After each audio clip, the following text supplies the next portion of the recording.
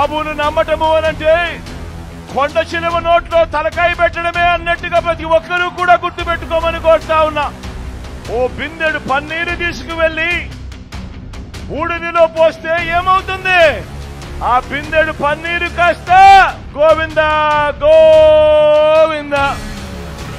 బాబు అధికారంలోకి వస్తే వర్షాలు గోవిందా. బాబు కుర్చీ ఎక్కితే రిజర్వాయర్లలో నీళ్లు గోవిందా.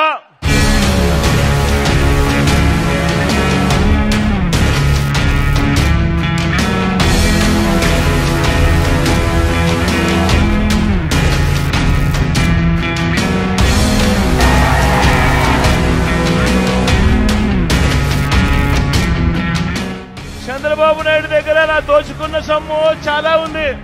అక్క ఓటుకు 2000 అంటాడు, అన్న ఓటుకు 2000 అంటాడు. చంద్రబాబు డబ్బిస్తే వద్దు అనొద్దండి, ఎందుకంటే ఆ డబ్బు మందే, మన దగ్గర మనల్ని దోచేసిన డబ్బే అదంతా. కాబట్టి వద్దు అనండి, ఆ డబ్బు తీసుకోండి.